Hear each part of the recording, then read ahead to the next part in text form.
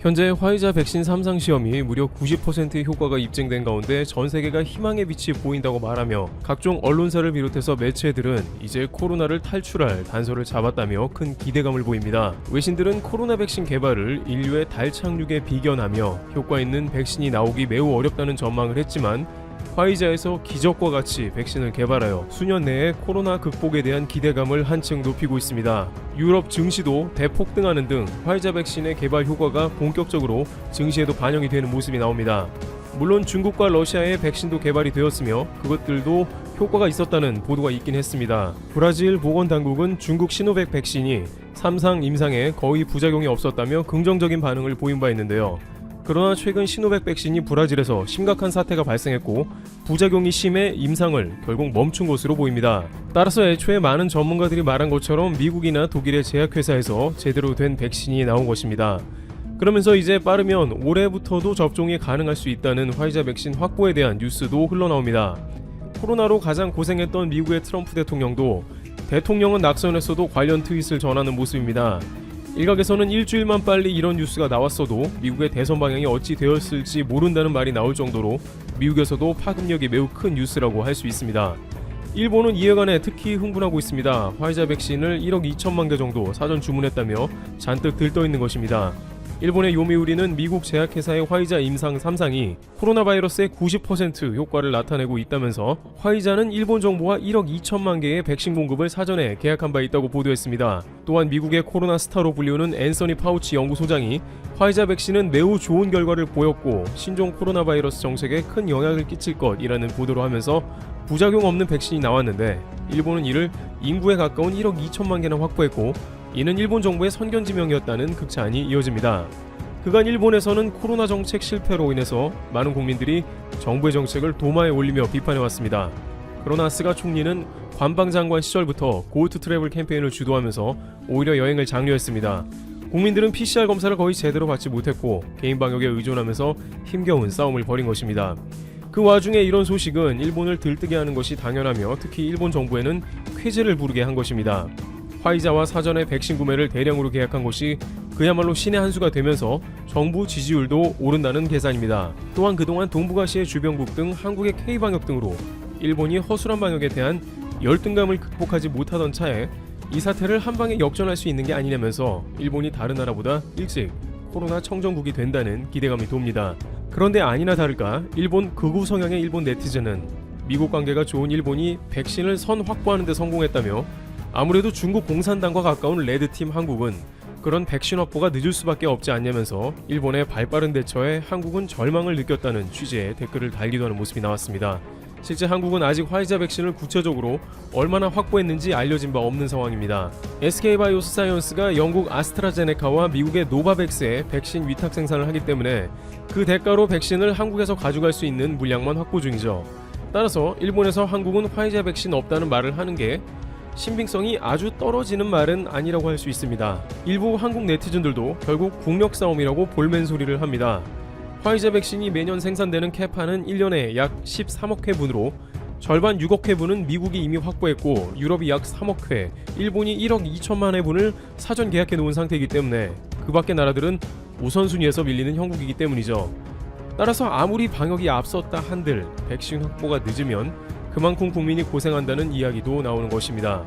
그러나 반드시 그렇지만은 않다고 하는데요. 특히 한국은 크게 우려할 필요까지는 없다고 합니다.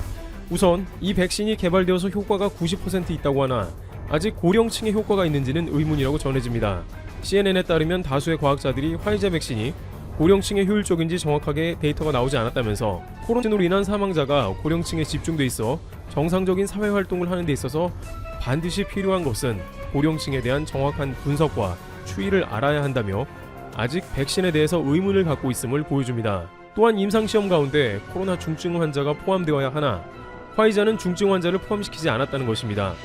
물론 FDA가 임상 요건을 완화했다고는 하지만 대부분의 백신이 갖춰야 할 요건을 무시했다는 것이 바로 그것입니다. 또한 전문가들은 백신이 제대로 검증이 되려면 개발 이후 수년간의 추적을 통해서 접종 뒤 부작용에 대한 파악과 합병증 여부 등 수많은 결과를 토대로 백신이 생산되어야 함에도 내년부터 대량으로 투입되는 것은 무리라는 것이죠. 그럼에도 불구하고 화이자 백신이 주목을 받는 것은 현재 코로나가 전혀 잡히지 않고 있다는 것입니다. 미국, 프랑스, 인도 등은 하루에 10만 명의 확진자가 오르내리고 있을 정도로 코로나가 창궐한 상황입니다. 이 상황에 90%의 효과가 있는 백신이 투입된다면 상당한 경증 환자나 무증상자 등이 사라진다는 것이죠. 따라서 미국이나 유럽 등 대부분의 국가에서는 현재 찬밥, 더운밥 가릴 때가 아니며 빠르게 백신을 투입해서 국가의 경제활동을 회복시키며 90%의 안전성이라면 당장 실행해야 한다는 판단을 내린 것으로 보입니다. 게다가 부수적인 이유이긴 합니다만 코로나 화이자 백신의 가격이 현재는 다소 비싸다는 것도 포함됩니다. 화이자는 지난 7월 말에 미국에는 1회 접종분당 약 39달러에 판매하기로 했고 다른 선진국에는 더 비싸게 판다고 했습니다. 따라서 일본도 1억 2천만 명분의 백신 구입을 위해서 적지 않은 예산을 투입해야 할 것으로 추측되고 있습니다. 물론 돈이 많은 선진국들은 당장의 금액이 문제가 아니겠습니다만 여전히 이 백신의 안전성이 우려되므로 일각에서는 급하지 않는 한 비싼 돈 주고 1세대 백신을 맞을 필요가 있겠냐는 이야기가 나오는 것입니다. 게다가 코로나 종식이 가까워지면 질수록 백신의 안전성은 올라가는 동시에 가격도 저렴해진다는 것입니다. 바로 이때 중요한 것은 그 기간을 버틸 수 있는 나라의 방역이 제대로 되어 있냐 하는 점이 될 것입니다. 나라에 코로나가 창궐하면 다소 백신이 위험성이 있더라도 백신을 대량으로 투입할 수밖에 없습니다.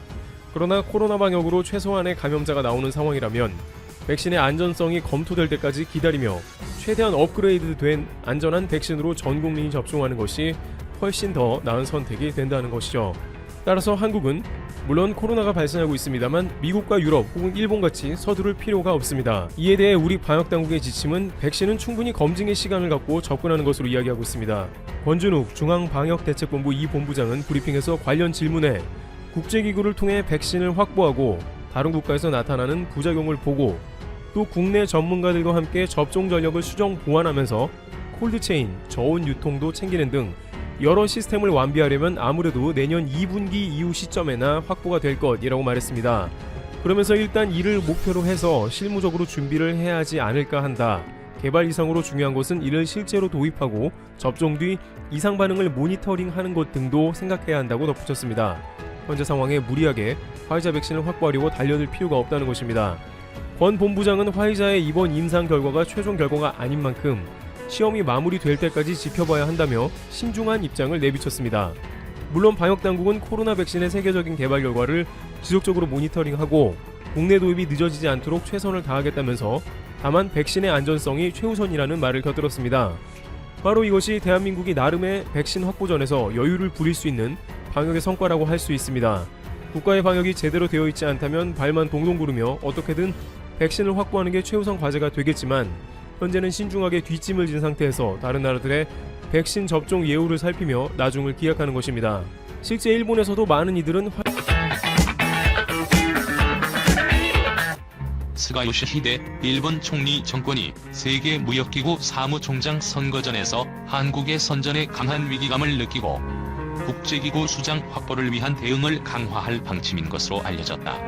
29일 요미우리 신문에 따르면 전날 열린 자민당의 외교부회 외교조사회 합동회의에서 외무성 간부가 WTO 사무총장 선거 정세를 브리핑하자 한 의원이 왜 일본 후보가 이번 WTO 사무총장 선거에 안 나갔냐고 질책했다. 신문은 자민당에서 불만이 커지는 배경에는 당초 유력하지 않은 것으로 보였던 유명희 통상교섭 부장이 결선에 오른 것도 있다며 유 본부장을 옹립한 한국은 아시아 대표로 존재감을 높였다고 평가했다. 유엔 15개 전문기구 중 일본 출신은 한 명도 없다. 중국이 4명으로 가장 많고 한국, 미국, 영국, 프랑스, 싱가포르, 케냐 등 11개국이 1개 기구씩 맡고 있다. 과거 10년간 유엔 15개 전문기구 수장을 맡았던 일본 출신도 세키미즈 고지 전국제회사기구 사무총장 1명에 불과하다.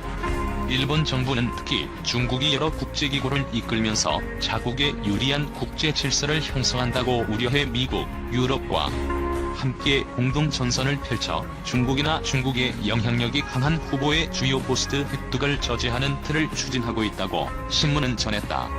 국제기구 수장에 일본 출신이 한 명도 없는 것과 관련해 일본 정부 여당은 주요 포스트 획득 추진을 내걸고 있으나 인재 부족이 난제다. 현재 일본 정부는 내년 8월에 예정된 만국우편연합 사무총장 선거에 예정성 관료 출신의 일본 우정 임원을 당선시키기 위해 각국 대사관을 동원해 작업에 나선다는 방침이다. 일본 정부의 이런 의도에도 국제기구를 이끌 만한 외국어 능력과 행정 경험이 있는 적임자 수가 제한돼 있고 일본이 단독으로 나서서 곧 효과를 내기는 어렵다고 신문은 지적했다. 신문은 유본부장의 선거 전 관련해 문재인 대통령은 14개국 정상과 전화회담을 하고 73개국에 친서를 보냈다며 일본의 경우 이런 정상급 지원이 타국보다 부족하다는 지적도 있다고 평했다. 미국 유명히 지지해 외신 일방주의 WTO 흔들기 해석.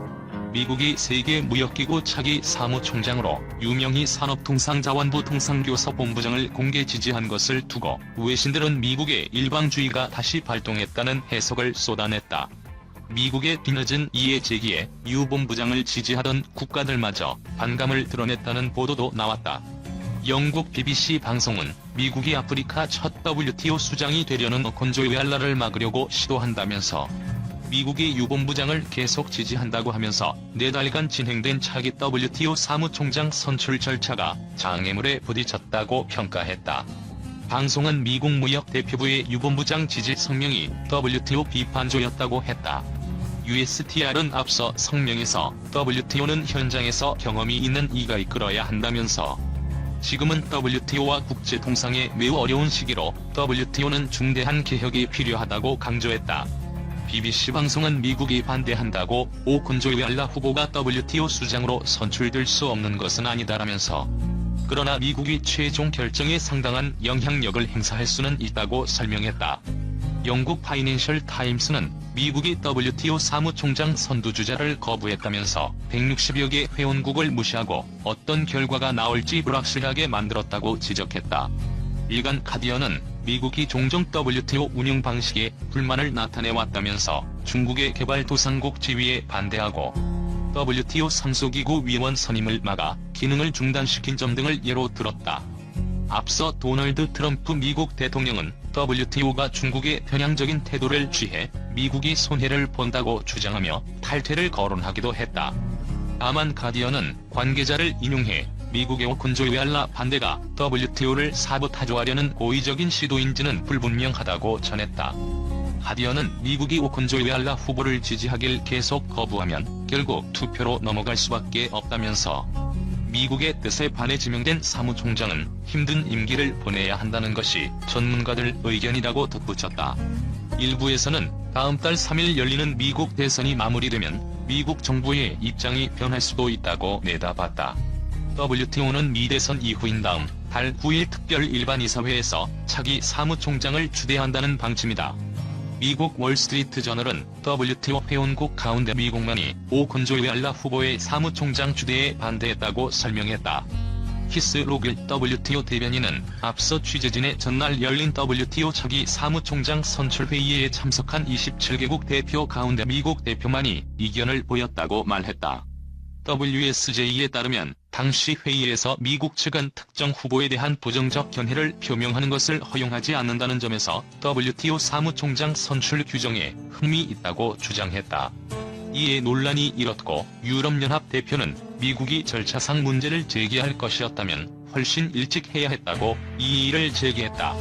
WSJ는 일부 유본부장을 지지했던 국가를 포함해 다른 국가 대표들이 미국에 대한 이유의 이의제기에 동참했다면서 대표들은 자신들을 괴롭히려는 시도라는 의혹을 제기하면서 이의를 처리하지 않으면 4달 후 곤조웨알라에게 투표하게 영향력을 행사하겠다고 했다고 전했다. 회의에 참석했던 한 대사는 투표로 가면 곤조웨알라 후보가 승리할 가능성이 99%다라고 말하기도 했다고 WSJ는 덧붙였다. 로이터 통신은 상소기구 위원 선임을 막아 국제무역 중재자로서 WTO 역할을 마비시킨 미국이 이번엔 몇 주 또는 몇 달간의 리더십 공백을 위협하고 나섰다고 보도했다. 미국 상무부 고위직 출신 윌리엄 라인시 전략국제문제연구소 연구원은 미국의 곤조웨알라 반대가 매우 트럼프적이라면서 그들은 자기 길을 갈 수 없다면 기꺼이 고춧가루를 뿌리려는 태도라고 말했다.